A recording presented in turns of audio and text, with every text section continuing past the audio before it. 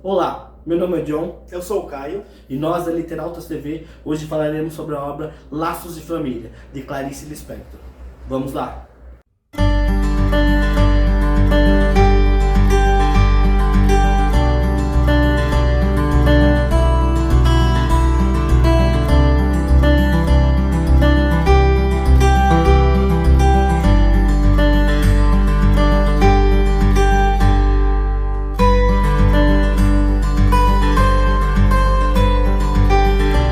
É engraçado fazer análise de livros de contos, é um pouco mais desafiador, mais difícil, porque eles apresentam enredos totalmente diferentes, por se tratar de 13 contos, né?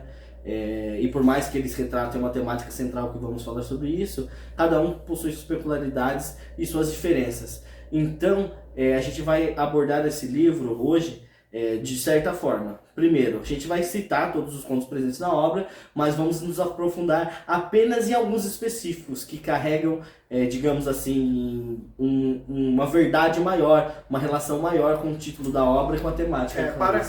Para se ter uma ideia da grandiosidade dessa obra, quando ela foi publicada em 1960, Fernando Sabino disse que era simplesmente e com humildade a melhor coletânea de contos já publicada no Brasil. O Érico Veríssimo, também amigo da Clarice Lispector, após ler essa obra, demorou para comunicá-la, para dizer o que achou. E ele escreveu, e ele falou isso daqui. Mais ou menos assim. Eu fiquei encabulado de dizer minha opinião, mas aqui vai. Este livro é simplesmente o melhor livro de contos já publicado na era pós-machadiana. Então, para você ver o nível, não é, Leno? O nível dessa obra, gente, a grandiosidade dela. Sim, os contos presentes na obra são fantásticos, realmente, e foram todos, digamos, muito bem escritos. E por incrível que pareça, apesar de cada um deles terem sido escritos em épocas diferentes, alguns foram publicados em jornais e tudo mais, eles dialogam entre si e trazem essa temática, esse laço de família com a obra. É muito interessante, Leno, porque apesar de esses 13 contos estarem ligados por essa veia única, né? Eles, tanto a composição deles se deu em momentos diferentes da vida da autora, mas como também a reunião desses contos para publicação foi dificílima, porque ela teve que conquistar os direitos autorais de vários contos que já haviam sido publicados pelo Ministério da Educação do Rio de Janeiro. Então pensar que a maior obra, uma das maiores, se não a maior obra de conto, coletânea de contos brasileiros, poderia não ter existido por conta no formato como conhecemos, poderia não ter existido devido a esse problema com direitos autorais. Não é impressionante? Sim, impressionante. Nos 13 contos presentes na obra Laços de Família, eles se interligam, a temática, né, se interliga, sempre englobando a convivência familiar, né? Mas também todos apresentam aspectos de tocar em feridas, por exemplo, como o desentendimento familiar. As personagens criadas pela autora são pessoas comuns, sempre massacradas pela banalidade da existência. E sempre elas também buscam a libertação. E é nesse processo de libertação que se encontra a epifania máxima da maioria dos contos, né? Que geralmente surge na hora da fusão da personagem com o mundo. Os contos também trazem uma ruptura, né, do cotidiano monótono da sociedade carioca na época, da vida familiar, e sempre presente, sempre em momentos, instantes de iluminação da personagem, uma repentina consciência que eles ganham acerca das suas próprias vidas. A família nessa obra é retratada sempre como uma forma, uma maneira de escravizar, de prender a pessoa. Por isso os laços de família, justamente, faz essa brincadeira por falar de questões familiares e justamente por esse aprisionamento que a família traz a algumas pessoas, em sua maioria mulher. Então, essa máxima, a gente pode perceber que a rotina acaba sendo a responsável por enfraquecer todos os laços das famílias. E ao mesmo tempo que prende o indivíduo. Esses laços, essa rotina, ela afasta das relações familiares, tudo aquilo que pode ser tido como verdadeiro, o amor verdadeiro passa a representar um amor como se fosse um script, e a obrigação, baseado na obrigação de exercer aquela função. E aquele sentimento que se torna uma coisa engessada, falsa e apenas que existe apenas por convenção. Sim, a obra aborda muito a questão de máscaras sociais, o dever, sabe? Por exemplo, um dos contos fala muito isso. Um dos contos, não, a maioria dos contos fala muito isso, né? As questões familiares como sendo um dever, né? Não algo prazeroso, algo que traga felicidade, algo que realmente a pessoa queira, né? Ela pode até ter querido algum tempo da vida dela, mas a monotonia, o cotidiano acaba fazendo com que o próprio lar, a própria vida, que às vezes a pessoa até almejou a certo ponto, acaba se tornando uma prisão, uma forma de, digamos que massacra a própria personalidade da pessoa, os sonhos, a vida. Isso, as personagens são seres humanos que eles até perderam a noção do eu. O eu, que é um tema tão comum, assim, tão comum da escrita de Clarice, esses personagens, eles se perderam enquanto exercendo essas funções familiares ou Sim. até mesmo sociais, eles se perderam de si e passam simplesmente a existir como parentes, como um pai, como mãe, dona de casa.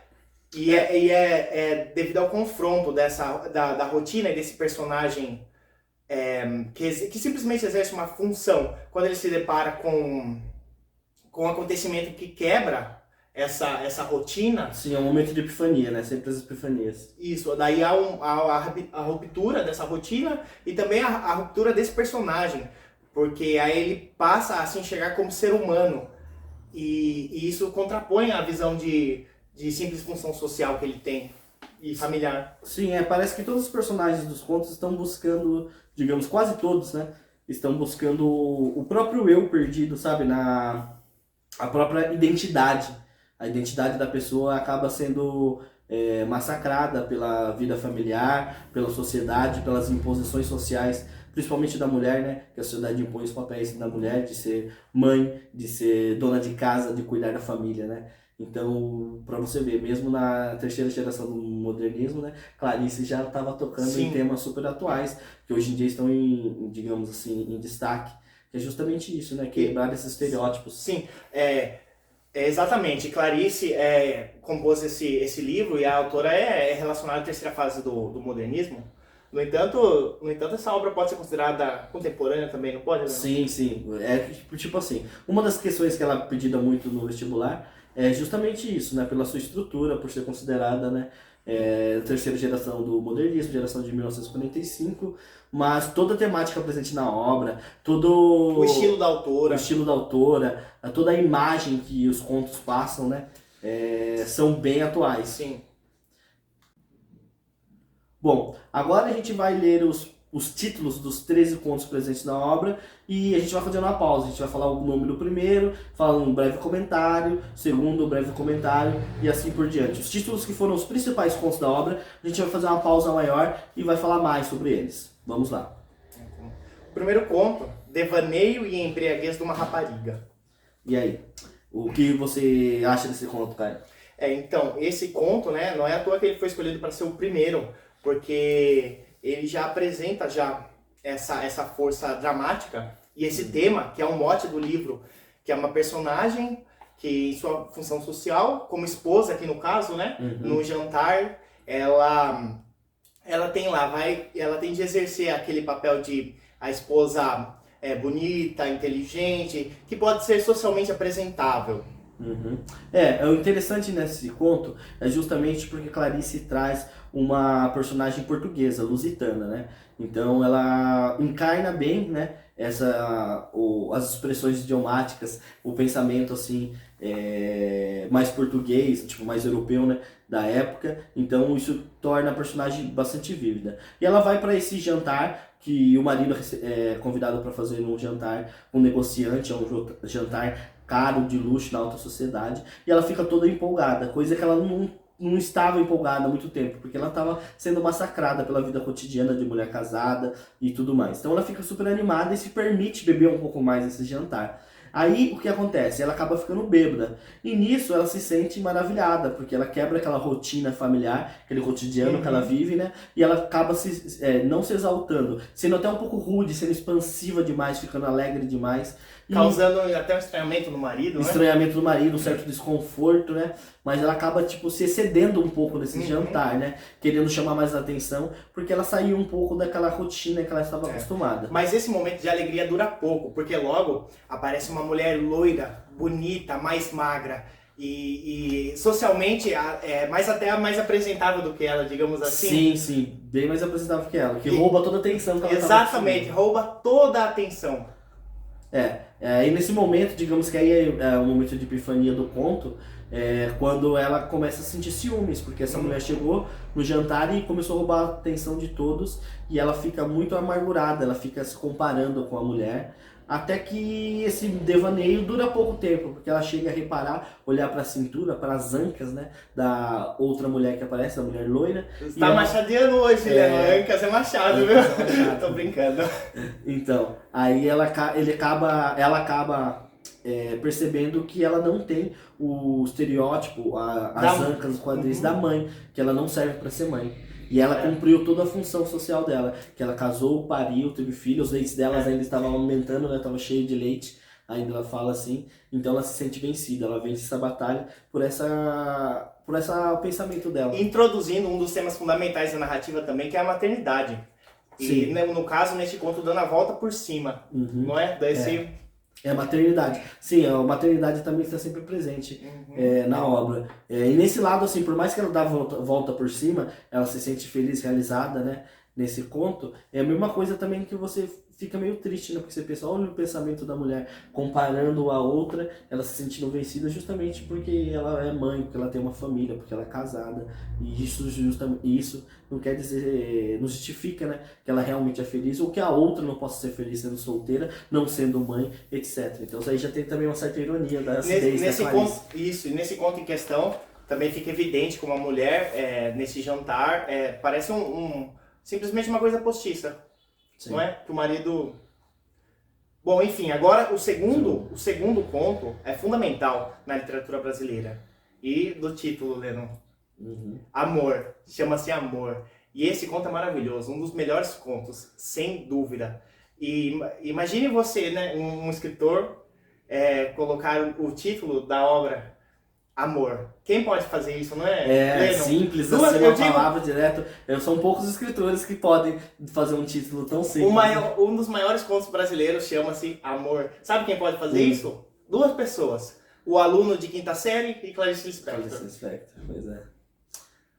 Quer começar narrando um enredo de amor, um pouco? Não, acho que não precisa contar o enredo, porque assim, como é livro de contos, a gente sempre aconselha todo mundo a ler esses livros, porque são uma leitura rápida, fácil, e só vocês escolherem as principais obras. Como a gente falou, Amor é um dos principais contos do livro. E digamos que o livro em si, ele tem 3 contos fundamentais, assim, que merece ser lido e que passa já toda essa atmosfera da obra em si.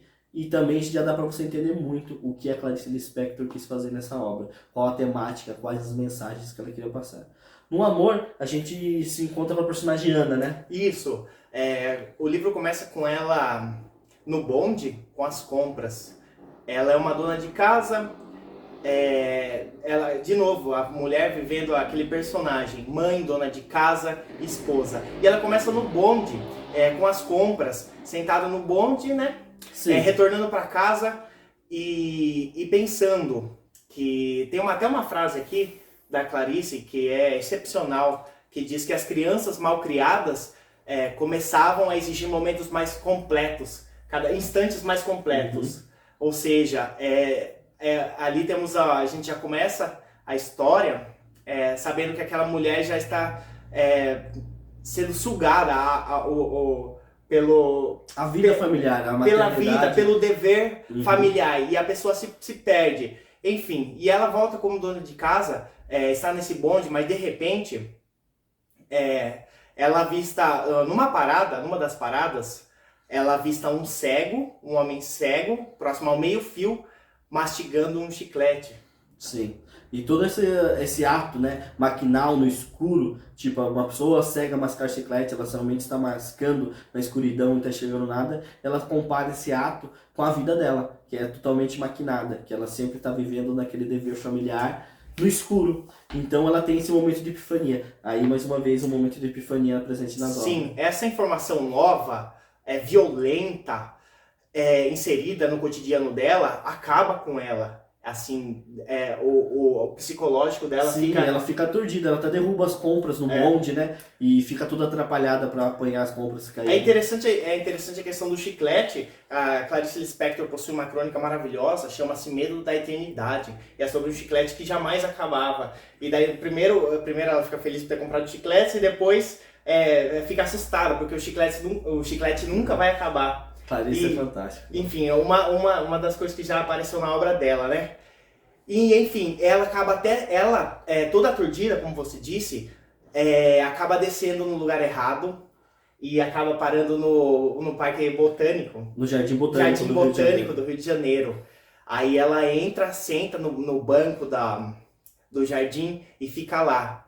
Já estava entardecendo e ela fica lá, divagando, ou não sabe se volta para casa. Como volta para casa? Sim, ela fica totalmente aturdida com essa situação. E como é presente e característico da obra Clarice Lispector, aí ela se perde no seu próprio fluxo de consciência, nos seus pensamentos. Então ela divaga muito sobre a vida que ela está levando, o contexto familiar, sobre a maternidade, sobre os filhos. E aí ela avista uma árvore, né? Ela avista uma árvore, não lembro a nomenclatura exata da árvore, mas é uma árvore que existe no Jardim Botânico da cidade do Rio de Janeiro. E ela começa a perceber que no tronco dessa árvore existe várias unidades epífitas, existe muito parasitas, líquens, outras formas, outros organismos vegetais de vida que estão sugando, né, a vida da árvore para sobreviverem. E ela compara essas unidades, esses parasitas, com a própria família, como se ela fosse a árvore e a família que vai sugando pouco a pouco toda a identidade, toda a energia dela. E quando ela se dá conta, já anoiteceu e ela está trancada no Jardim Botânico. Sim. Ela se desespera, ela começa a procurar alguém ali para libertá-la daquela prisão para ir embora. E nisso acontece praticamente outra epifania, né? Aí que ela fala assim, nossa, por que aconteceu tudo isso? Por que eu tô pensando nisso? Eu vou voltar para minha família e vou desempenhar o meu papel, vou continuar. Mas ela volta mais misteriosa, mais profunda. Mais profunda, assim. Ela volta, sim, por exemplo, ela volta a desempenhar o papel dela, cuidar da família, dos filhos, mas em segredo ela odeia todos. Ela fica comparando eles como os parasitas mentalmente. Exatamente. Bom, terceiro conto, Leandro? Terceiro conto. O próximo conto Uma Galinha. Uma Galinha. Uma Galinha, posso Fantástico. contar? Pode. Uma Galinha, ele foi escrito em 30 minutos. Isso é um recorde, não é, Leandro? Sim. Obviamente, é um texto curto, mas ele inicialmente foi publicado num jornal. Pediram pra ela, ela fez lá. Somente a Clarice, não é, Leandro? Ficou fascinado com a história de vida e da obra literária dessa mulher. Só ela pra fazer isso em 30 minutos. Bom, era uma galinha de domingo, né, Leandro? Era uma galinha de domingo. Olha que lindo. Que início lindo de um conto. Então, e nesse conto, a maternidade vai aparecer de maneira fundamental também aqui, né, Leandro? Sim, fundamental. É engraçado perceber que o conto Uma Galinha, ele é o único, assim, digamos, que não se encaixa tanto nos outros, na temática da obra, entre aspas. Geralmente tratando de seres humanos Isso. e mulheres, e temos ali uma galinha de domingo. Isso mesmo. Todos os outros contos se tratam de mulheres na sociedade, do cotidiano familiar, digamos, tirando um, né, que é o Jantar, que é narrado em primeira pessoa e é um homem, e ele retrata também a questão da mulher na sociedade, mas Uma Galinha é o que mais foge, porque justamente retrata o cotidiano de uma galinha. Mas isso não quer dizer que esse conto foge à obra. Muito pelo contrário, ele está intimamente relacionado com toda a temática presente no livro. De novo, é impressionante como esses manuscritos, esses textos reunidos, eles podem ser tão... possuir uma linha, exatamente. Nossa, exatamente. Esse livro, ele é fantástico justamente por isso. Um conto conversa com o outro, conversa com a temática presente na obra, com um título, laço de família, como se a obra inteira tivesse amarrada mesmo por um laço familiar muito grande. E cada conto é mais fantástico do que o outro. Como a gente disse, não vai dar tempo de falar todos. A gente vai acabar de falar esse, vai citar os outros e vamos focar nos principais. Isso. Então, e o pai de família corre atrás dessa galinha pelos telhados lá. Sim. Ela é comprada, né? Na verdade, essa galinha ela é comprada justamente para servir de alimento para a família. De domingo, eles iam fazer um frango assado. Só que o que acontece? Ele compra logo cedo, pela manhã, essa galinha, traz para casa para batê-la na hora do almoço, preparar a refeição. Só que essa galinha, no desespero, ela acaba se soltando, fugindo, né? E ela corre, ela praticamente faz um voo desengonçado, Sim. né? Justamente a Clarice fala isso, e vai parar nos telhados. Aí o pai de família, eles pega a função de correr atrás da galinha, persegui-la para capturá-la novamente pelos telhados da vizinhança. Demora muito, mas finalmente ele consegue. E ali na cozinha da casa, o que acontece? A galinha bota um ovo. E daí é uma reviravolta, não é, Helena? Sim, isso mesmo. A partir do momento que o pai de família consegue pegar a galinha novamente, levá-la para casa, ela é colocada na cozinha e a moada no canto, no seu desespero, ela acaba botando um ovo. Aí que a família inteira se compadece, né? A família, a esposa, a filha começa a falar, não, se você matar essa galinha, jamais comerei galinha novamente, porque ela botou um ovo, ela é a mãe e tudo mais. E ela passa a ser o mimo da casa, o mascote. Sim, aí essa galinha, nesse desespero de botar um ovo, ela acabou se salvando, né? E passa a ser tipo o mascote mesmo, o animal de estimação da casa, de todos. É interessante falar que a Clarice, muitas vezes, a autora, ela se identifica e passa a utilizar muitos animais. Eu digo assim, se identifica com a questão do espírito animal. Da mesma forma que Lígia Fagundes Telles muitas vezes invoca a figura do tigre em seus textos, a Clarice, ela traz de uma maneira muito presente a figura da galinha. Tanto Sim. é possuindo, já de outra obra, O Ovo e a Galinha, que daí é outro completamente diferente. E, aliás, talvez o conto mais complexo da Clarice, o único que ela chegou a dizer que não compreende totalmente. Esses textos estão relacionados. Eu não sei se foi uma galinha que inspirou o ovo a galinha, ou se foi o ovo a galinha que inspirou a questão do ovo e da galinha, quem veio primeiro. Mas está sempre presente, né? E a galinha é sempre tratada, não como um animal, Leno, mas a galinha não existe em si. Ela diz nesse ponto, por exemplo, que nunca ninguém acariciou a cabeça de uma galinha. A galinha, aqui, é um animal, mas ela existe para botar ovo. Para botar ovo, justamente. Ela foi poupada pela maternidade, pelo ato dela botar no ovo. Então, a partir do momento aí que ela bota um ovo e se torna mãe, esse aspecto da maternidade, todo mundo se compadece a situação dela e acaba passando ela com o animal de estimação. Só que nisso, com o passar do tempo, né? Posso ler vou ler o último trecho. Depois disso, parece que tudo retorna ao status quo. O último parágrafo de uma galinha. Até que um dia mataram-na, comeram-na e passaram-se anos. É justamente isso, seco. Essa realidade jogada na cara pelo esse Lispector. Eles eram um animal de estimação, falou que não ia matar, que nunca mais comia galinha, mas passou um tempo, acabou esse fato inédito dela botar um ovo, essa surpresa, passou-se uns meses, acabaram matando ela da mesma forma e ela foi pra panela e todo mundo almoçou a galinha, entendeu? Olha a ironia presente nesse conto. Clarice era fantástica. O próximo conto também é muito interessante. Chama-se A Imitação da Rosa, Leon. Imitação da Rosa. Esse é um conto assim, muito bonito, mas vamos abordá-lo de forma mais rápida. É praticamente a história de uma dona de casa, né, que ela teve um surto, né, volta do hospital, né? Ela ficou internada por um tempo, ela volta do hospital. E nisso, com essa volta, o marido dela fala que eles vão receber uns amigos aquela noite para ela preparar um jantar, uma ocasião. Então ela planeja tudo do dia inteiro e com a ajuda da empregada, né? Mas deixa só para realizar as últimas tarefas pendentes no final do dia. Nisso ela pede para a empregada também buscar uma rosa, né? Porque ela queria presentear os convidados, a amiga que viria para o jantar, com rosas. Então a empregada busca essa rosa e traz para casa. E quando ela se depara com essa rosa, ela fica tão encantada com a beleza daquilo, que ela começa a se questionar: por que essa rosa tem que ser para outra pessoa? Tem que ser para minha amiga, não pode ser para mim. Porque a mulher, de novo, tendo de exercer uma função subserviente, né, Leandro? Pois é. Aí ela fica nesse dilema: eu vou ficar essa rosa pra mim ou vou entregar pra minha amiga? Porque ela queria muito ficar com essa rosa. Só que aí ela acaba se questionando, se vagando nos próprios pensamentos e acaba desistindo e fala pra empregada entregar a rosa na casa da amiga. E mesmo assim ela fica ainda, esse é o momento de epifania, fica ainda ruminando mentalmente, né? Essa questão, por que a rosa não poderia ser minha? Ela senta no sofá e acaba dormindo. Nisso ela dorme, cochila, e o marido chega, né, o Armando, e encontra ela ali dormindo e ela não fez nada do que tinha planejado para o jantar. Então é breve assim, mas ele também fala muito sobre isso. Acaba falhando nas suas funções. Mas, entre aspas. Né? Acaba falhando na sua função. Ela deveria ter falhado antes, escolhido falhar, né, Lennon?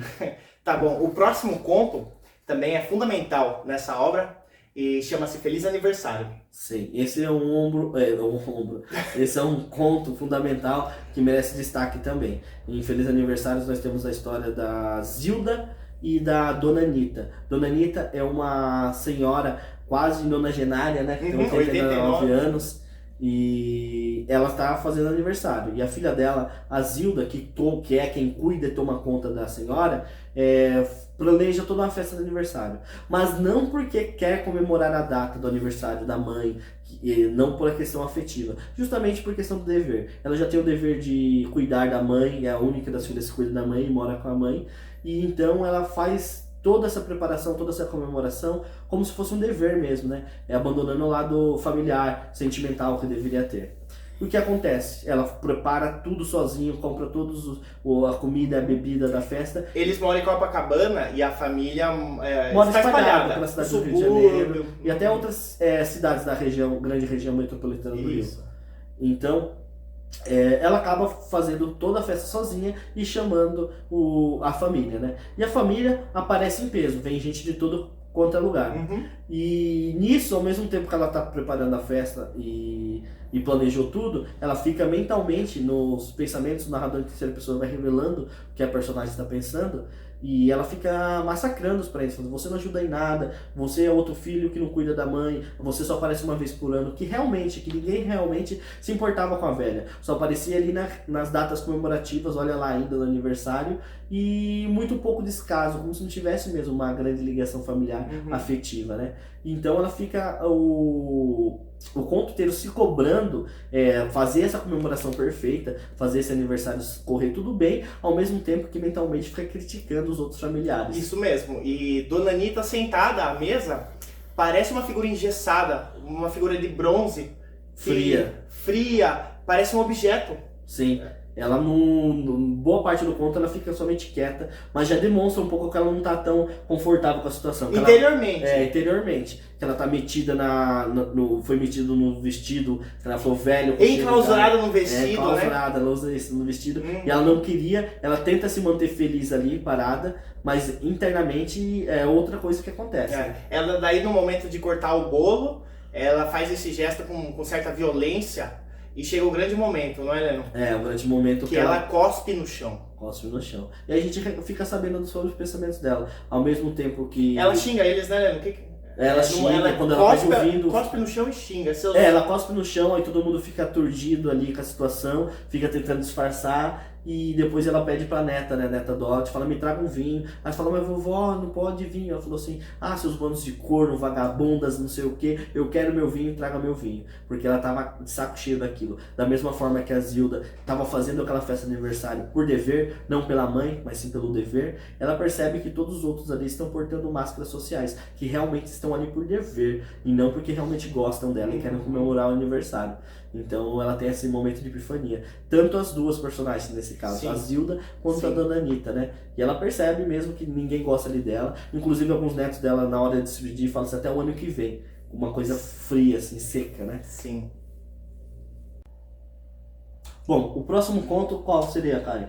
A Menor Mulher do Mundo. Bom, essa história se passa assim. A família está em casa, né? Numa certa noite. E aparece na TV que um francês foi na África e foi a uma tribo de pigmeus, né? Tribo de pigmeus africana, e ele tirou uma foto da menor mulher do mundo, né? Parece uma miniatura. A mulher de 45 centímetros em cima de uma árvore dando de mamar para sua cria, né? Isso mesmo, eles moravam em cima de uma árvore. Aí fizeram até uma reportagem que isso passou na televisão. E as famílias todas assistiam. E tinha uma situação engraçada, porque essa mulher, menor mulher do mundo, morava numa árvore e vivia toda numa condição diferente. E mesmo assim era feliz, ela não sabia falar direito a língua do entrevistado, mas ela falava que era feliz, tinha uma uma positividade muito grande, né? E isso em contraponto que existia uma tribo rival que comiam esses pigmeus. Então, mesmo com esse perigo iminente da morte, de ser canibalizada pela outra tribo e tudo mais, ela dizia que ia ser feliz. Mas as pessoas que estavam assistindo, né, compadeciam dessa situação e queriam protegê-la. A princípio, uma coisa assim de querer ajudar, como você diz, de protegê-la. Mas logo, como as coisas sempre são, né, as pessoas já passam a tornar essa mulher, a melhor mulher do mundo, um objeto. E as crianças passam a querer ter ela como boneca. Como esse conto fala sobre a objetificação, né? Do ser humano. Do ser humano. E nesse caso, né? Da mulher também. Tá, o próximo conto é O Jantar. O Jantar é um conto rápido, simples. Ele é o único que é narrado em primeira pessoa e fala de um rapaz... Um narrador masculino. Ele está num restaurante, né? Esperando o seu prato ser servido para jantar. Só que nisso ele vem à mesa um velho, né? Se alimentando, que pede bife, carne. E ele está comendo de uma forma tão primitiva, tão grotesca para ele, que ele sente até nojo e náuseas. E nisso ele se perde nos próprios pensamentos, pensando essa questão do ser humano, esse instintivo, né? Essa questão da força primordial que move a humanidade, que é alimentar-se, nessa necessidade física. Então ele se sente nojado, ele começa a pensar nisso tudo. Aí ele também entra no aspecto de pensar um pouco acerca da morte, daquilo que ele fez em vida, que não fez. Mais uma vez entra a ideia do que constituir família, feliz, ter um bom emprego, esse negócio, essas questões de condições ele sociais. Ele faz um balanço da vida dele, Mas afinal do conto ele acaba afastando o prato de carne. Ele fica tão enojado que ele afasta a própria refeição. O homem acaba de se lambuzar, de comer de forma primitiva, vai embora. Normalmente ele acaba se sentindo enojado e afasta a comida e recusa se comer. Preciosidade. Preciosidade é como se fosse um rito de passagem feminino, não é, Lennon? Uma mulher, uma adolescente, uma moça de 15 anos que teve uma educação assim rígida, mas nos termos assim de... como eu posso dizer, Lennon? Não é rígida, mas inocente. Ela, por exemplo, a família não falava sobre certas coisas com ela. Não falava sobre sexo, sobre sexo, educação sexual, esse tipo de coisa. Mas ela sabia que tinha uma preciosidade. E é justamente essa palavra que ela usa no conto, e esse é o título do conto, né? E nisso ela fica muito preocupada em tudo em relação a isso. Ela sabe que tem uma preciosidade, que os homens querem essa preciosidade, e ela fica muito preocupada com isso. Inclusive ela não gosta quando os alunos da escola, os outros colegas estão falando dessas questões sexuais, de brincadeiras desse tipo, enfim. Ela costumava se incomodar só de pensar que os outros estavam pensando sobre ela. Sobre a sua preciosidade, né? Exatamente. Que essa preciosidade está fazendo brincadeira. E protegia essa preciosidade. E o medo presente, né, da figura masculina. Uma educação baseada em que a mulher deve temer o homem. Sim. E essa preciosidade, é claro, está relacionada com a virgindade. E certo dia ela tinha uns sapatos de saltos de madeira que faziam muito barulho. Certo dia, voltando da escola, ou indo para a escola, não lembro exatamente, mas alguma coisa assim, ela começa a andar numa rua meio deserta com esses saltos que eles fazem muito barulho, e isso incomodava, porque para ela chamava atenção. E nisso aparecem dois homens e começam a segui-la praticamente, né? Ir no mesmo caminho que ela estava indo. Ela fica desesperada, desesperadíssima. Primeiro super assustada com a possibilidade de um estupro, talvez. Então, ela, na ideia dela é sempre perder a preciosidade, né? No conto. Ela sempre pensa assim, vão roubar a preciosidade, vão pegar a preciosidade. E ela teme, ela começa a andar mais rápido, os homens começam a andar mais rápido, sempre atrás dela. E até que ela chega num lugar assim, que eles se aproximam tanto que ela encosta na parede assustada assim. Mas ao mesmo tempo ela devaneia também com a situação. Ela imagina, o que será, como será perder essa preciosidade? Será que é legal? Será que é bom? Não sei o que. Ela tem uma epifania ali nesse aspecto. Isso, o medo, né? O que a princípio era o medo, depois se torna, por meio desse mergulho existencial, né? E até desse rito de passagem, se torna em satisfação pela admiração que ela teve, talvez. Certa curiosidade, né?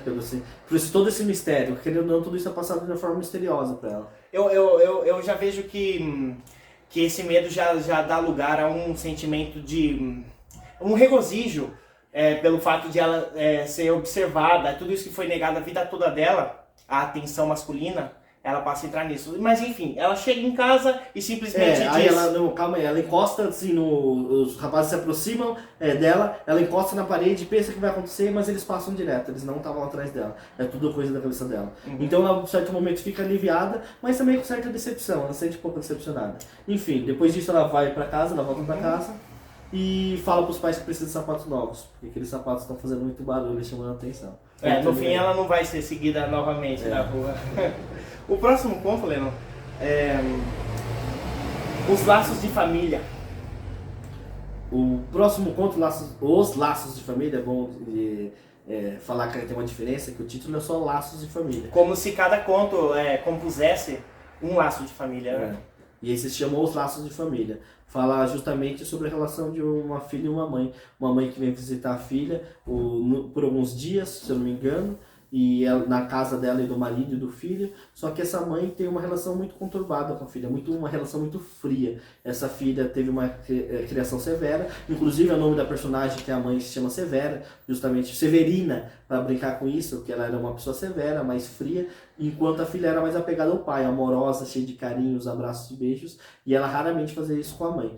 Então a mãe fica ali uns dias e passa a criticar muito a situação familiar da filha e do marido, né? Falando que eles não cuidam das coisas direito, eles não fazem nada direito, falando que a criança está magra, que está franzina e que precisou de uma melhor educação.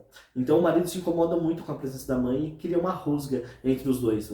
Tanto a sogra quanto o genro, eles acabam brigando e criando esse atrito. Mas mesmo assim a filha não compra nenhum lugar de briga e fica ali, eles suportam aqueles dias juntos. Na hora de ir embora no trem, né? No trem não, num táxi, eles pegam um táxi para ir para a estação de trem, que ela ir embora de trem. Ela até tenta puxar algum diálogo, conversar com a mãe, mas percebe que é infrutífero aquilo, né? Que as duas realmente não conseguem conversar, não conseguem ter uma boa relação. E no fim não, tem uma hora que acontece uma freada brusca e as duas ainda se tocam e ambas ficam desconcertadas com aquilo. É um choque. É um choque, né? Elas ficam sem graça, porque elas não eram acostumadas. Há tantos anos não se tocavam. Sim, porque não era uma coisa comum entre elas, assim. Então elas ficam desconcertadas, uma não consegue... Essa é a primeira ruptura, né? Nesse conto, pode-se dizer que nesse conto há duas epifanias, ou pelo menos duas rupturas? Pode ser. Esse é o primeiro. Esse é o primeiro. Porque a gente coloca, o narrador em terceira pessoa coloca essa questão entre as duas mães, só que ao mesmo tempo ele também dá indícios de que, por mais que aquela situação seja ali, a situação seja essa, no fundo a mãe queria falar, você é minha filha, e ter uma relação melhor, carinhosa. Ao mesmo tempo a filha também queria ter uma relação melhor, mais carinhosa com a mãe. As personagens sentem isso, mas não conseguem demonstrar. Exatamente. E enfim, eles chegam na estação, a mãe vai embora, né? E elas mal conseguem se despedir. Elas trocam algumas palavras sem graças, mandam abraços um para o outro, mas não conseguem nem dar um beijo, nem um abraço de despedida. E tudo aquela situação incomoda muito a filha. A mãe parte e ela volta para casa pensando muito naquilo, naquela relação que ela não consegue nem direito chamar a outra de mãe e nem a outra chamar de filha. Então elas não conseguem dizer e, no entanto, é o que elas mais queriam. Era o que elas mais queriam. E nisso, na volta, ela fica até um pouco aliviada que a mãe foi embora, mas também fica um pouco ressentida por toda essa situação. Então ela chegando em casa no apartamento, ela volta para a vida dela, né? Que agora ela fala, com a minha mãe aqui tá tudo melhor, mas ela também percebe certo incômodo. O que quebra, que acontece a outra segunda epifania, né? Sim. Quando ela vai interagir com o filho dela, o mirradinho, o fraquinho, no quarto, e ele simplesmente se levanta e chama ela de mamãe, assim. Mamãe, uma palavra. Uma palavra, mamãe. E ela vê que, por mais que ela tenha aquela relação, digamos, falha com a mãe, e ela tem aquilo ali no filho. Então ela se sente fica altamente comovida e ela pega, sem mesmo avisar o marido, a criança pelas mãos, sai de casa, vai pra rua, vão pro cinema, vão curtir o dia. Eu acho que aí se dá a epifania, né? Acho que o primeiro, assim, é um choque. Mas a epifania é aí, a hora que a criança fala mamãe, e é um mamãe puro e simples e verdadeiro. Né? E eles pegam, ela pega ele pela mão e sai. E sai, inclusive sem falar pro marido, né? Ele vai até a janela ver pra onde estão indo, mas ela não fala nada, ela sai rindo, feliz, e vai curtir aquele momento com o filho. Bom, qual que é o próximo conto, Caio? Começos de uma Fortuna. Ah, sim. Começo de uma Fortuna retrata a história de Arthur. Outra pouco, às vezes, que a Clarice usa um personagem masculino. e é em terceira pessoa, esse não é em primeira E a pessoa. questão do dinheiro, vou usar um outro termo machadiano aqui, é o conto mais pecuniário, né? Não é, Leandro? Pecuniário, mas relacionado a dinheiro, né? E por mais que ele traga uma visão masculina, ele traz muita crítica velada em relação a mulher e o dinheiro, porque o personagem se chama Arthur e ele é muito apegado a dinheiro. E a preocupação dele, para resumir esse conto brevemente, é que ele se preocupa muito com dinheiro e se preocupa de as mulheres quererem o dinheiro dele. Então, toda vez que ele vai se relacionar, fazer alguma coisa, ele fica preocupado. Será que essa pessoa está interessada no meu dinheiro ou não? As mulheres, ele fala umas frases super machistas. Ele acredita, né, que as mulheres, elas têm somente o interesse é pelo dinheiro, né? Sim, somente interesse monetário. Então ele tem toda essa preocupação. E um dia ele vai com o amigo Carlinhos para o cinema, né? Com a Glória e outra menina, com o encontro de casal. E a preocupação dele é essa: eu vou ter que pagar o bilhete, o ingresso dela, ou não vou ter? Eu não vou ter. Ele não consegue curtir o filme, curtir nenhum momento com a garota, justamente por pensar nessa questão do dinheiro. E ele fica nessa questão: vou pagar o dela ou não vou pagar? Não vou pagar o dela ou não vou pagar? E fica indagando: será que ela tá comigo aqui, só veio para assistir o filme? Eu só queria que eu pagasse a entrada e tudo mais. Nesse conto eu gosto de analisar como se Clarice houvesse expandido os laços de família para o círculo de amigos aqui, porque aqui a questão são os amigos também, né? Sim. E a relação que eles mantêm. Então os amigos também podem fazer parte desses laços de família. E aí acaba o quê? A questão que ele fica tanto nesse dilema que ele não aproveita o passeio e no final ele teve que pedir dinheiro emprestado para o amigo Carlinhos pagar o ingresso da Glória, porque realmente ele ficou tão preocupado com isso que ele nem tinha o dinheiro para pagar o ingresso dela. Então acaba sendo uma situação meio cômica. Mas está relacionado também aos laços de famílias, porque eu acredito que boa parte do conto, quase metade dele, fala um pouco sobre como ele chegou a ter aquela personalidade. Que fala na primeira parte do conto, fala ele criança, que ele recebia muito mimo das mulheres, atenção, etc e tal, que ele foi criado com bastante presença feminina na família, e ele percebeu, além de ser criado mimado, ele também percebeu alguns aspectos assim, que acabou influenciando ele ser apegado ao dinheiro e ter essa visão deturpada acerca das mulheres. O próximo conto é Mistério em São Cristóvão, e narra também a realidade de uma família de classe média alta do Rio de Janeiro, que está tendo uma noite agradável, estão conversando tudo, e daí todos decidem ir dormir. Mas a mulher está incomodada, né? Sim, a mulher ela não consegue dormir, a moça mais nova. E daí ela olha pela janela e vê que 3 figuras fantasiadas invadiram um quintal em busca de uma flor, roubar uma flor. Jacinto. As fantasias eram 3 homens. Um cavaleiro, um touro e... Nossa, não lembro qual era. Enfim, daí essas 3 figuras, elas representam a ruptura do conto, não é, Helena? A ruptura do cotidiano. Esse conto é cheio de simbolismos, né? Porque o Jacinto já é uma flor ligada ao prazer, né? E é engraçado que é isso, esses 3 homens vão roubar essa flor no jardim, no quintal dessa família, dessa moça, caminho da festa. No caminho de uma festa. E ela fica assistindo tudo aquilo da janela. E quando o touro vai pegar essa flor, ele acaba quebrando o talo, mas não desprende ela totalmente do talo. Ele percebe que está sendo observado por ela. Então ambos correm, eles fogem. Ambos não, os 3 fogem da cena e ela fica desesperada, ela faz um escândalo, ela acorda a família inteira, né? E conta o que aconteceu. Só que os familiares não acreditam muito no que ela diz. Somente acreditam quando elas vão pro jardim e percebem que realmente a flor está com o talinho quebrado. Então eles percebem que realmente apareceu alguém que esteve ali, né? E nisso, essa paz, essa tranquilidade, esse ambiente familiar calmo, equilibrado, passa a ficar desequilibrado. Eles ficam super preocupados, porque eles tinham uma vida estável, uma felicidade monótona, que nada acontecia. Então isso desestabiliza toda a questão familiar. Isso mesmo. E é uma espécie de uma brincadeira, uma metáfora, né? Porque você pega, Jacinto é uma flor ligada ao prazer, é uma moça, e ela tem momentos que ela acredita que tá sonhando, e quebra essa rosa, fica pendurada no talo. Tem muita coisa brincando com a sexualidade, com a virgindade. Mas no fim da história, a personagem, se olhando pelo espelho, ela percebe um fio de cabelo branco. E é assim que termina a história. Sim. Ela ficou tão assustada com tudo que aconteceu, tão mexida emocionalmente, que nasceram fios de cabelo branco nela. O próximo conto é O Crime do Professor de Matemática. Esse é outro conto que tem um personagem principal masculino, mas o narrador ainda é em terceira pessoa. Ele fala sobre um professor que ele morava em outra cidade, ele tinha um cão, que é o único amigo, o único companheiro dele, que lhe dava muito carinho, atenção, eles tinham uma boa relação. Mas ao mesmo tempo, o que incomodava o professor era essa questão de passividade do animal, de sempre amar, esse amor incondicional, sabe? Então ao mesmo tempo que ele tinha uma boa relação, cuidava bem, ele sentia uma certa repulsa por essa questão de um cão sempre ser fiel ao homem, sempre amá-lo incondicionalmente. Então quando ele tem que mudar de cidade, ele acaba num gesto imprudente abandonando o cachorro. Ele larga ele e muda de cidade sozinho. Exatamente. E tempos depois, ele encontra um cachorro morto, né? Isso. Encontra um cachorro morto e daí ele lembra desse animal que ele abandonou. E que só lhe dava amor.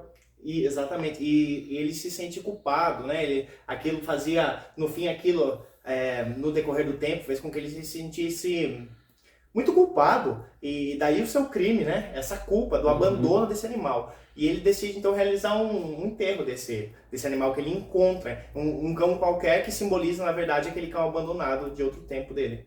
É isso mesmo. E aí ele decide enterrar esse cachorro. Ele pega esse cachorro, coloca num saco, né? Saco plástico, e começa a passar pela cidade em direção à colina para enterrá-lo lá. Só que aí ele passa pela igreja, ele encontra outro morador de rua contra o cão, e em todo esse trajeto, esse momento, ele vai pensando em todo esse crime que ele cometeu, né? A culpa que ele carrega consigo, que somente acaba quando ele realmente sobe esse monte. Eu vejo certa ironia nesse conto, porque uma figura masculina agora, um professor de matemática, e é engraçado e muito irônico a forma com que ele conserta. Ele é um personagem assim, objetivo, pragmático.